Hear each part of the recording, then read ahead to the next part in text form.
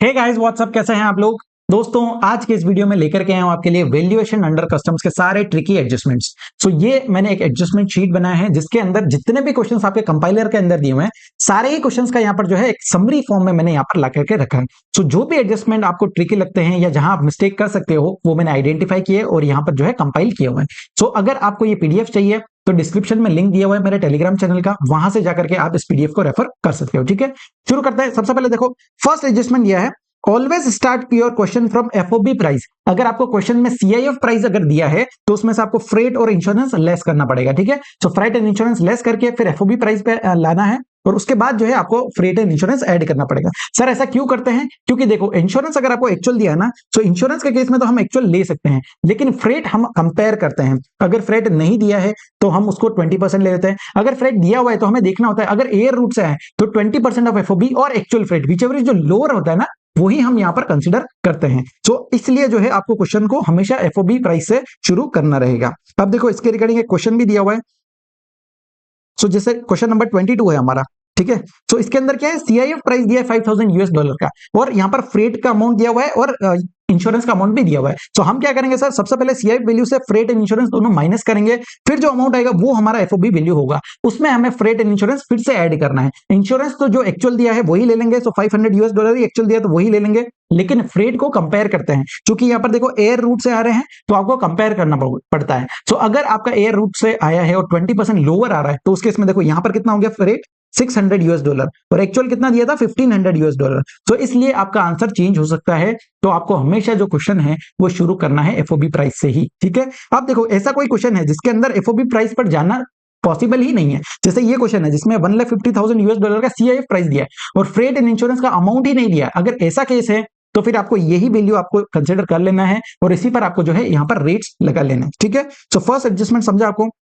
Second, exchange rate आपको कौन सा लेना है, तो देखो अगर आप इंपोर्ट कर रहे हो तो आपको जिस दिन first bill of entry file किया, चाहे वो bill of entry for home consumption हो या फिर आप वेयर हाउसिंग के लिए कर रहे हो, तो दोनों ही केस में आपको जिस दिन बिल ऑफ एंट्री फाइल किया उस दिन का आपको रेट ऑफ एक्सचेंज लेना रहेगा। और अगर एक्सपोर्ट कर रहे हो तो डेट ऑफ शिपिंग बिल, जिस दिन आपने शिपिंग बिल प्रेजेंट किया है वो डेट का आपको यहां पर एक्सचेंज रेट लेना रहेगा। ठीक है, third transaction, transaction value is the price actually paid और पेबल। अब देखो काफी बार क्या होगा, आपको क्वेश्चन में ऐसा दिया होगा कि हमारा कॉन्ट्रैक्ट प्राइस ये था, उसके बाद चेंज्ड प्राइस अलग है और नेगोशिएटेड प्राइस अलग है। सो दो तीन तरह की अगर प्राइस दे दे तो सर हमें कौन सा प्राइस लेना है, हमें वो नेगोशिएटेड प्राइस लेना है जो हम एक्चुअली पे कर रहे हैं। ठीक है, लेकिन अब इसको एक एग्जांपल से समझो।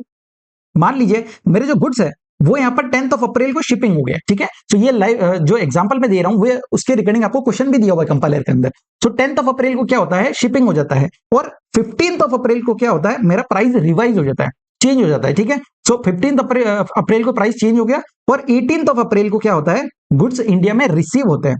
ठीक है, सो गुड्स क्या हो रहा है, रिसीव हो रहे हैं। तो इस केस में हमें कौन सा प्राइस लेना है सर, तो देखो हमें गुड्स इंडिया में रिसीव कब हुए, 18th ऑफ अप्रैल को। सो जब गुड्स इंडिया में रिसीव हुए उससे पहले ही प्राइस रिवाइज हो गया है, प्राइस तो 15th को ही रिवाइज हो गया था। तो इस केस में जो रिवाइज प्राइस है, जो नेगोशिएटेड प्राइस है, वो ही हमें कंसीडर करना रहेगा। ठीक है, लेकिन सेकंड एग्जांपल समझो।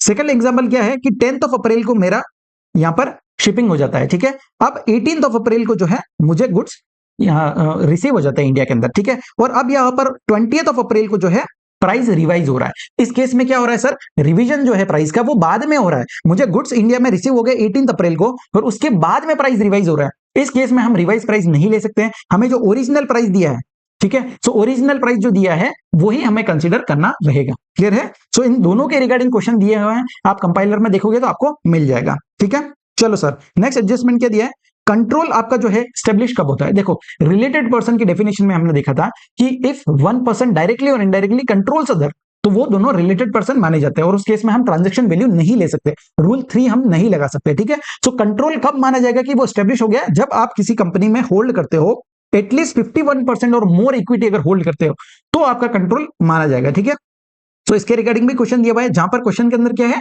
30% यहां पर जो है कंट्रोल इक्विटी होल्ड करता है। सो अगर 30% है तो वो रिलेटेड पर्सन नहीं कहलाएंगे और ट्रांजैक्शन वैल्यू हम ले सकते हैं। ठीक है, सो कंट्रोल आपका देखना है 51% या उससे ज्यादा अगर इक्विटी होल्ड कर रहे हो तो ही कंट्रोल कहलाएगा।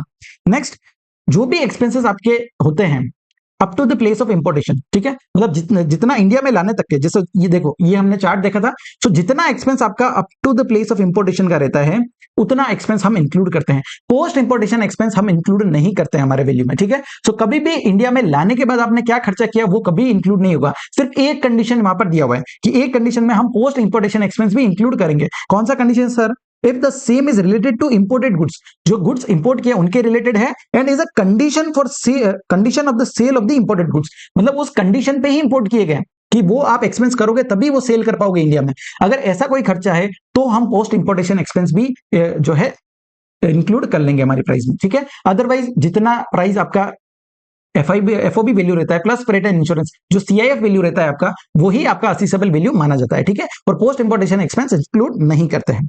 चलो सर नेक्स्ट, शिप डिमरेज चार्जेस। अब देखो ये वर्ड को ध्यान से देख लो, शिप डिमरेज चार्जेस बोला है। अगर एयरपोर्ट के केस में आपने कोई डिमरेज चार्जेस पे किए वो कभी भी इंक्लूड नहीं होंगे, ठीक है। तो शिप डिमरेज चार्जेस हो गया, ऑन चार्टर्ड वेसल लाइटरेज हो गया, और बार्ज चार्जेस हो गया। सो ये क्या होता है, मान लीजिए कोई मदर वेसल जो है वो पोर्ट पर नहीं आ सकती है, तो उस केस में उसने क्या किया, स्मॉल बोट पे जो है गुड्स ट्रांसफर किए और वो स्मॉल बोट लेकर के आ रही है इंडिया के अंदर गुड्स। तो उस केस में जो भी बार्ज चार्जेस अगर पे किए हैं वो भी हमारा प्राइस जो है इंक्लूड हो जाएगा आपकी असेसेबल वैल्यू में, ठीक है। नेक्स्ट, डिमरेज चार्जेस अगर पे किए हैं एट एयरपोर्ट, तो ये देखना छोटी छोटी चीजें हैं, क्वेश्चन में आपको मिस्टेक कर सकते हो, ठीक है। तो अगर एयरपोर्ट पे अगर डिमरेज चार्जेस पे किए हैं तो उनको हमें इग्नोर करना है, वो इंक्लूड मत कर देना, ठीक है। तो शिप डिमरेज चार्जेस इंक्लूड होते हैं, एयरपोर्ट के केस में डिमरेज चार्जेस इंक्लूड नहीं होंगे। नेक्स्ट, ट्रांसशिपमेंट एक्सपेंस, मतलब इंडिया में एक पोर्ट पे लाए फिर एक पोर्ट से किसी दूसरे पोर्ट में ट्रांसशिपमेंट हो रहा है, तो वो एक्सपेंस भी हम इंक्लूड नहीं करते हैं, तो उसको भी इग्नोर करना है। Next, design and development charges paid outside India. अब देखो कंडीशन क्या बोलती है कि आपने कोई भी डिजाइन एंड डेवलपमेंट चार्जेस पे किया है एल्सवेयर देन इन इंडिया, मतलब इंडिया के बाहर कहीं पे किया, तो ये देखो आपका इंजीनियरिंग चार्जेस हो गया, development, art work, design work and plans and sketches undertaken elsewhere than in India, India से बाहर कहीं भी पे किया है and is necessary for the production of the imported goods, अगर नेसेसरी है और इंडिया के बाहर पे किया है तो वो हमारी वैल्यू में इंक्लूड कर लेंगे, ठीक है। लेकिन अगर हमने कोई design and development charges India के अंदर पे किया है वो इंक्लूड नहीं होगा, ठीक है। सो आपको बोलेंगे कि मुंबई के अंदर डिजाइन एंड डेवलपमेंट चार्जेस पे किया है, वो उसको इंक्लूड मत करना, उसको इग्नोर करना है, ठीक है। सो ये दोनों एडजस्टमेंट साथ में दिए ताकि आपको ध्यान रहे। नेक्स्ट, ड्राइंग चार्जेस अगर कोई पे किया आर्किटेक्ट को इन इंडिया, अगर इंडिया के अंदर पे कर दिए हैं तो इंक्लूड नहीं होगा, आउटसाइड इंडिया पे करते हैं तो वो इंक्लूड कर लेते हैं। Next, commission and brokerage paid in India और आउटसाइड इंडिया। अब देखो कमीशन एंड ब्रोकरेज के केस में ध्यान रखना कि चाहे इंडिया में पे किया है चाहे कहीं आउटसाइड इंडिया पे किया है, दोनों ही केस में कमीशन एंड ब्रोकरेज इंक्लूड हो जाते हैं। सिर्फ और सिर्फ हमारा बाइंग कमीशन जो रहता है ना वो कभी भी इंक्लूड मत करना। मेजोरिटी क्वेश्चंस में आपको ये एडजस्टमेंट देखने को मिलेगा। सो बाइंग कमीशन अगर दिखा है तो उसको देखते ही काट दो, वो हमारा कभी भी असेसेबल वैल्यू का पार्ट नहीं बनेगा। उसके अलावा कोई भी कमीशन एंड ब्रोकरेज है, चाहे इंडिया में पे किया है चाहे आउटसाइड इंडिया पे किया, या फिर कोई सर्विस चार्जेस पे किया चैनलाइजिंग एजेंट को, वो भी इंक्लूड हो जाएंगे, ठीक है। सो सिर्फ बाइंग कमीशन इंक्लूड नहीं करते हैं।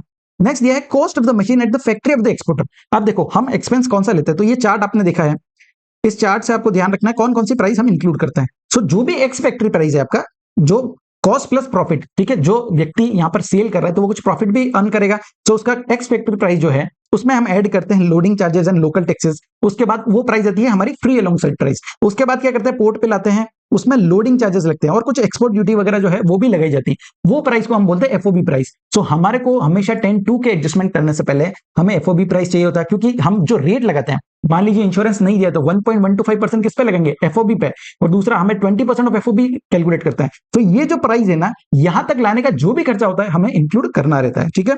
सो हमारा कोई कॉस्ट ऑफ द मशीन है फैक्ट्री एक्सपोर्टर की फैक्ट्री पे, वो तो इंक्लूड हो गई। नेक्स्ट, कोई ट्रांसपोर्टेशन है from the factory of exporter to the port of shipment, उसकी फैक्ट्री से पोर्ट ऑफ शिपमेंट तक लाने का खर्चा, वो भी इंक्लूड होगा। हैंडलिंग चार्जेस पे किया for loading the machine in the ship, ship में लोड करने के लिए कोई हैंडलिंग चार्जेस पे किया है वो भी इंक्लूड होंगे। लेकिन एक चीज ध्यान रखना, आउटसाइड इंडिया होना चाहिए। इंडिया में आने के बाद, इंडिया में गुड्स आ गए उसके बाद कोई हैंडलिंग चार्जेस पे किए at the place of importation, वो कभी भी इंक्लूड नहीं होगा, ठीक है। सो एक्सपोर्टिंग कंट्री में जहां पर आपने कोई भी हैंडलिंग चार्जेस पे किए तो वो भी यहाँ पर इंक्लूड हो जाएंगे। Next, loading charges at port of exportation, so ये भी हमारा इंक्लूड हो जाएगा। सो ये चारों ही एक्सपेंस हमें इंक्लूड कर लेना है। लेकिन अब ये देखो, ये पॉइंट नंबर 19 बहुत ज्यादा इंपॉर्टेंट है। हम जनरली क्या करते हैं सर, हम अगर एयर रूट से आया है, दो सिनेरियोज में हम 20% ऑफ एफओबी लेते हैं, ठीक है। फ्रेट के केस में बता रहा हूं कि अगर आपको जो है, आपको फ्रेट का अमाउंट गिवन नहीं है क्वेश्चन में, अगर फ्रेट का अमाउंट एसेटेबल नहीं होता है, उस केस में हम क्या करते हैं सर, 20% ऑफ एफओबी लेते हैं, ठीक है। और सेकंड केस में अगर कोई एयर रूट से आ रहे हैं, गुड्स जो है वो एयर रूट से आ रहे हैं, ये देखो अगर हमारे गुड्स जो है एयर रूट से आ रहे हैं तो उस केस में एक्चुअल कॉस्ट को कंपेयर करते हुए 20% ऑफ एफओबी, और विचेवर जो लोअर रहेगा उतना ही हम यहाँ पर फ्रेट लेते हैं। सेकंड केस, अगर वाटर या लैंड रूट से आ रहे हैं तो जो एक्चुअल में दिया वो एक्चुअली ले लेंगे, और अगर नॉट एसेटनेबल है तो 20% लेते हैं। सो ये देखो first case and second case, ठीक है। सो इन दो केसेस में क्या होता है, इन दो केसेस में हमें कंपेयर करना होता है, ठीक है। तो अगर मान लीजिए 20% आपका जो एफओबी है वो अगर कम आ जाता है, 20% का अमाउंट अगर कम आ जाता है, उस केस में क्या बोला है कि आपको जो है ये दो एक्सपेंस अलग से इंक्लूड करने की जरूरत नहीं है। पहला कौन सा sir, transportation charges from the factory of exporter to the port of shipment, जो एक्सपोर्टर की फैक्ट्री से पोर्ट ऑफ शिपमेंट तक लाने का जो ट्रांसपोर्टेशन चार्जेस था, और दूसरा जो हैंडलिंग चार्जेस पे किया for loading the machine in the ship. तो ये दो एक्सपेंस अलग से इंक्लूड करने की जरूरत नहीं है। क्यों सर, देखो यहां पर जीएसटी में क्या एक प्रिजम्पशन लिया हुआ है कि आपका जो भी एफओबी प्राइस होगा ना उसका 20% फ्रेट होगा। सो ये प्रिजम्पशन है, जैसे हमारा हम मानते हैं कि कैपिटल गुड्स का लाइफ कितना होता है, 60 मंथ्स होता है। सो इस तरह से हमने ये चीज भी जीएसटी के अंदर प्रिजम्पशन है कि 20% फ्रेट होगा। सो वो 20% फ्रेट में आपका जो कॉस्ट ऑफ जो फैक्ट्री पे जो प्राइस रहता है, फैक्ट्री से लाने का, आपको पोर्ट तक लाने का या इंडिया तक लाने का, वो फ्रेट सारा ही इंक्लूड हो गया, ठीक है। सो उसको अलग से इंक्लूड करने की जरूरत आपको नहीं है। जितना आपने फैक्ट्री से लेकर के आए पोर्ट पे, पोर्ट से लाके आए इंडिया में, तो वो सारे ही फ्रेट आपका इंक्लूड हो जाता है उस 20% में। सो इसको अलग से इंक्लूड करने की जरूरत नहीं है, ठीक है। तो ये दो एक्सपेंसेस का ध्यान रखना, अलग से आपको इंक्लूड नहीं करना है अगर आपका 20% का ऑफ एफओबी जो है वो लोअर आ जाता है। आप देखो 20% किसका लेंगे, एफओबी का। तो जब एफओबी कैलकुलेट कर रहे हो ना, तब तो आपको ये दोनों ही एक्सपेंस इंक्लूड करने हैं, ठीक है। तो जब आप एफओबी कैलकुलेट कर रहे हो तो आपको सारे एक्सपेंस इंक्लूड करने हैं। मान लीजिए कॉस्ट कितना है आपका, कोई मशीन खरीदा तो कॉस्ट कितना होगा, उसमें कुछ फ्रेट दिया हुआ है फैक्ट्री से लाकर के शॉप शिपमेंट तक का, उसके अलावा कोई हैंडलिंग चार्जेस पे किए, वो सब हमें इंक्लूड करना है। तो ये सारी चीजें आप इंक्लूड करोगे, फिर आपका आएगा एफओबी प्राइस, ठीक है। इस एफओबी प्राइस का 20% लेना है, और एक्चुअल अगर दिया हो तो एक्चुअल कंपेयर कर लो। सो विचेवर जो लोअर आता है वो लेना है। अगर ये अमाउंट लोअर आ जाता है, 20% लोअर आता है, तो ये ट्रांसपोर्टेशन चार्जेस और हैंडलिंग चार्जेस को आपको अलग से इंक्लूड नहीं करना है, ठीक है। सो उनको आप अलग से इंक्लूड मत करना।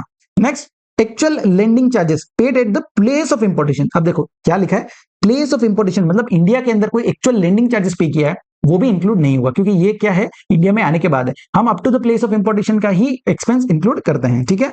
सो ये भी इग्नोर करना है। नेक्स्ट, कोई लाइटरेज चार्जेस पे किए at the place of, at the port of importation, lighterage charges अगर पे किए हैं तो वो भी हमारा इंक्लूड होता है। लेकिन सर ये हमारा 10(2) का एडजस्टमेंट है। हम क्या करते हैं, पहले हमें 10(1) के सारे एडजस्टमेंट करने होते हैं, फिर हमारा एफओबी, एडजस्टेड एफओबी आता है, उसमें हम 20 जो फ्रेट एंड इंश्योरेंस है ये दोनों ही ऐड करते हैं। तो 10(2) के एडजस्टमेंट बाद में करते हैं, ठीक है। सो आपको यहाँ पर लाइटर चार्जेस अगर पे किया तो वो 10(2) का एडजस्टमेंट है, उसको बाद में ऐड करना। नेक्स्ट, फ्रेट इनकर किया from port of entry to inland container depot, मतलब वहां से इनलैंड कंटेनर डिपोट में लेके गए हो, तो वो भी हमें इग्नोर करना है। ये भी क्या है, पोस्ट इंपोर्टेशन एक्सपेंस हो गया आपका, ठीक है। सो इसको भी इग्नोर करना है। Next, unloading and handling charges pay किए at the place of importation. Eight the place of importation है, मतलब इन इंडिया में है तो इग्नोर करना है। देखो पहले हमने क्या देखा था, हैंडलिंग चार्जेस अगर आप पे कर रहे हो या paid for loading the machine in the ship, मतलब जहां आउटसाइड इंडिया अगर पे कर रहे हो तो इंक्लूड किया था। लेकिन अगर eight the place of importation है, इन इंडिया में अगर खर्चा किया है तो वो इग्नोर होगा, ठीक है, क्योंकि वो क्या है, आपका पोस्ट इंपोर्टेशन एक्सपेंस हो जाएगा। नेक्स्ट पॉइंट देखो 24, ये भी बहुत इंपॉर्टेंट पॉइंट है। अगर आपने कोई भी वेंडर इंस्पेक्शन चार्जेस पे किए हैं, नॉर्मली वेंडर इंस्पेक्शन चार्जेस हम इंक्लूड करते हैं, लेकिन अगर ऐसा क्वेश्चन में दिया हुआ है कि ये फॉरेन सप्लायर ने किया है ऑन हिज ओन अकाउंट, ठीक है, तो ये ध्यान रखना, ओन अकाउंट पे किया है and not required under any contract, मतलब ऐसा कोई कॉन्ट्रैक्ट में रिक्वायर्ड नहीं था कि आपको इंस्पेक्शन करवाना है। फॉरेन सप्लायर ने क्या किया, अपनी तसल्ली के लिए यहां पर इंस्पेक्शन करवाया है, उस केस में ये अमाउंट इंक्लूड नहीं होगा और इसको इग्नोर करना है, ठीक है। तो ध्यान रखना, नॉर्मल अगर दिया है वेंडर्स इंस्पेक्शन चार्जेस तो इंक्लूड कर देंगे, लेकिन फॉरेन सप्लायर ने अगर किया है ऑन अकाउंट पे और वो कॉन्ट्रैक्ट के अंदर रिक्वायर्ड नहीं था, उस केस में आपको ये अमाउंट जो है इग्नोर करना है। Next, royalty and licence fee अगर पे किया है related to imported goods that the buyer is required to pay as a condition for sale of the goods being valued. So as a condition for sale है तो royalty and licence फी का amount भी आपको include कर लेना है। तो ये अमाउंट भी हमारा इंक्लूड हो जाएगा, 10(1) का एडजस्टमेंट है। Next, in case of sale of warehouse goods, मतलब देखो मैंने गुड्स को इंपोर्ट किया, इंपोर्ट करवा के वेयर हाउस में रख दिया, ठीक है। तो इसको भी एक एग्जांपल से समझते हैं। मान लीजिए मैंने गुड्स को इंपोर्ट किया और यहाँ पर वेयर हाउस है उसमें रखवा दिया। तो जब मैंने गुड्स को इंपोर्ट किया था ना, तो वो प्राइस था 2000 रुपीज। तो 2000 रुपीज मेरा इंपोर्ट का प्राइस था। अब मैंने वेयर हाउस में रखवाया थोड़े दिन, ठीक है, यहाँ पर गुड्स रखे हुए हैं। अब मैं वेयर हाउस से क्या कर रहा हूँ, सेल कर रहा हूँ। तो जब मैंने सेल किया ना, तो मान लीजिए मैं यहाँ पर 3000 में सेल कर रहा हूँ, 3000 में मैंने सेल किया है। सो अब हमारा कस्टम पॉइंट ऑफ व्यू से, वैल्यूएशन पॉइंट ऑफ व्यू से हम कौन सा प्राइस लेंगे सर?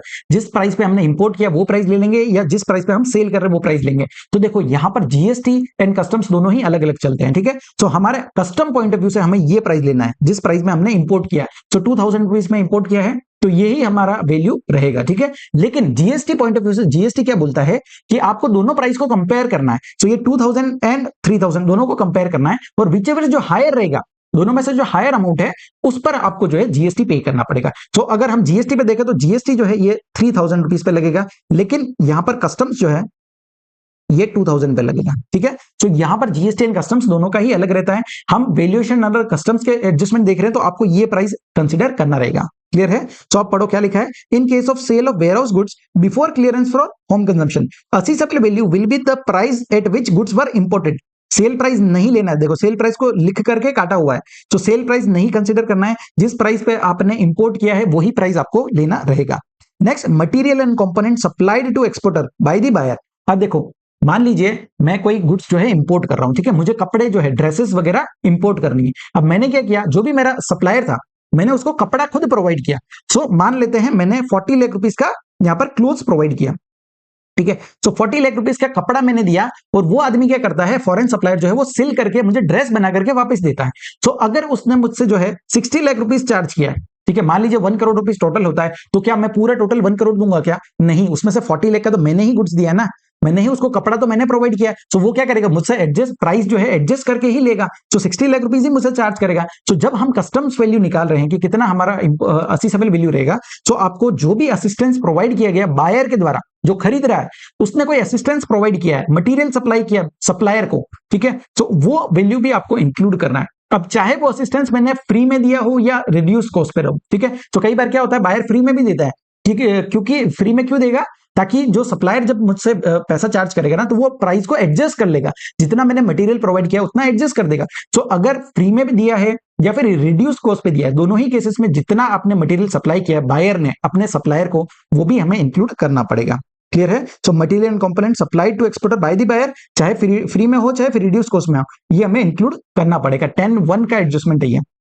नेक्स्ट, आईजीएसटी रेट कौन सा लेना सर? तो देखो नॉर्मली जो है रेट में आपको कंफ्यूजन नहीं होगा, लेकिन एक क्वेश्चन ऐसा दिया हुआ है जहां पर 2 डेट्स पे आपको रेट दिए हुए हैं, ठीक है। तो जनरली क्या होता है, हमारा एक्सचेंज रेट हमें देखना होता है, और दूसरा रेट ऑफ ड्यूटी कौन सा लगेगा वो दोनों कंपेयर करते हैं, ठीक है। उसके साथ क्या हुआ, उस क्वेश्चन में क्या है, आपको आईजीएसटी के भी 2 रेट्स दिए हुए हैं। सो उस डेट में कौन से डेट का हम रेट लेंगे? तो देखो जिस दिन का बेसिक कस्टम ड्यूटी का रेट ले रहे हो, जो रेट ऑफ ड्यूटी का हमने चार्ट देखा है सर, वो चार्ट के हिसाब से ये देखो यहां पर हमने ये चार्ट देखा है रेट ऑफ ड्यूटी का। सो इस चार्ट के अकॉर्डिंगली जो डेट आती है, जिस दिन का बेसिक कस्टम ड्यूटी का रेट ले रहे हो ना, उसी दिन का आपको आईजीएसटी का रेट भी लेना रहेगा, ठीक है। सो छोटा सा पॉइंट है बट आपको जो है कंफ्यूजन हो सकता है, इसलिए मैंने यहां पर दे दिया है। एंड लास्ट पॉइंट क्या है सर, कि अगर 20% ऑफ एफओबी दिया हुआ हो, कि अगर ऐसा बोलते हैं क्वेश्चन में कि आपका जो नेट प्रॉफिट है वो 20% ऑफ एफओबी है, तो उस केस में आपका 25% ऑफ टोटल कॉस्ट रहेगा सर। तो ये तो बेसिक चीज है, हमारा 10th का है कॉन्सेप्ट है कि अगर कॉस्ट प्लस प्रॉफिट हम करते हैं तो मेरा